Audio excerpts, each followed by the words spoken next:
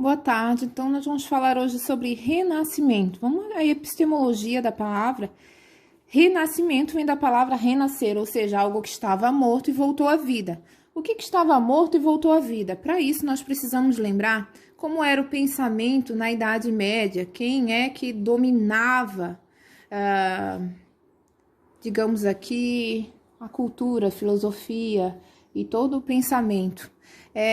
Tudo isso era girado em torno do teocentrismo, ou seja, quem lembra da matéria seria teocentrismo, seria Deus no centro de tudo.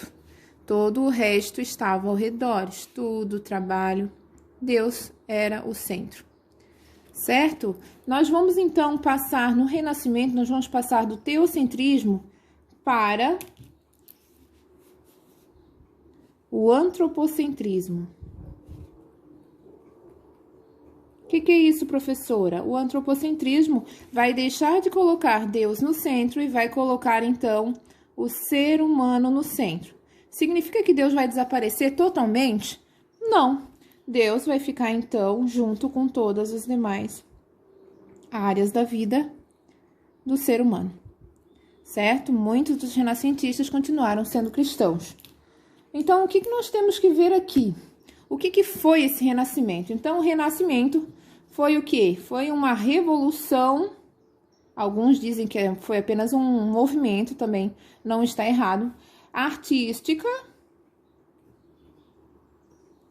científica e cultural.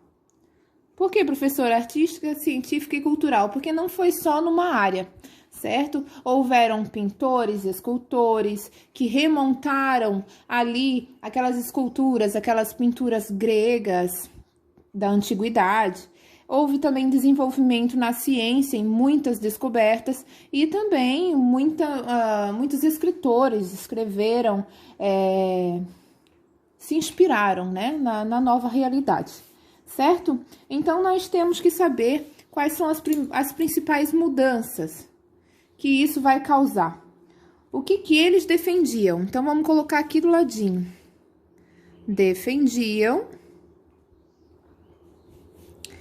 liberdade de consciência. Quem lembra da Idade Média, eles não tinham essa liberdade, né?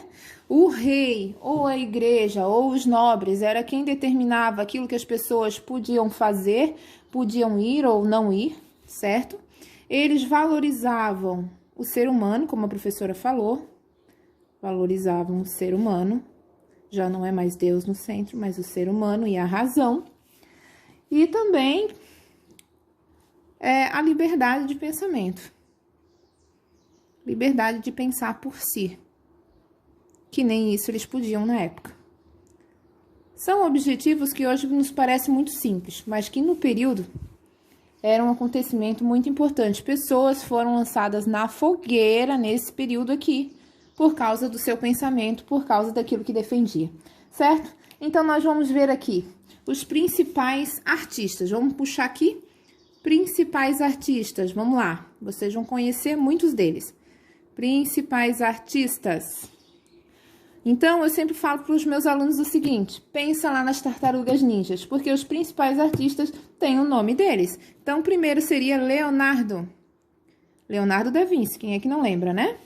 Segundo, Michelangelo. Terceiro, Rafael. Seria o Rafael Sanzio, certo?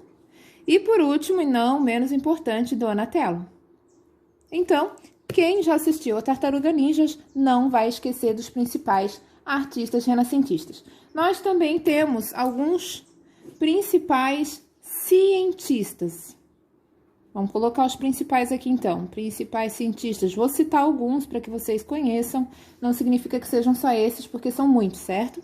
Então, nós temos Nicolau Copérnico.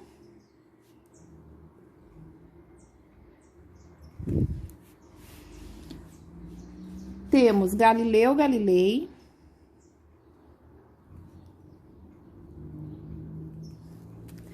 E nós temos também Giordano Bruno. Não são só esses, claro, mas esses São alguns que a professora trouxe para vocês. Em não menos importantes, também temos os principais escritores.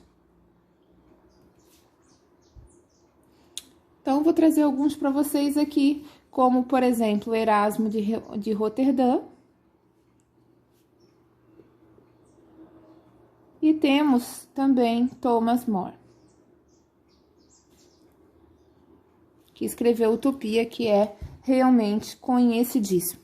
Não esquecendo aqui, vamos lembrar que quando Deus deixa de ser o centro e o ser humano passa a ser o centro, nós vamos também ter uma outra teoria, um outro pensamento, e nós vamos também ter um outro conceito, que seria humanismo, que nós vamos aprender também esse bimestre. Certo? Nós temos algumas fases do Renascimento, 300, 400, 500, que nós vamos trabalhar periodicamente, então.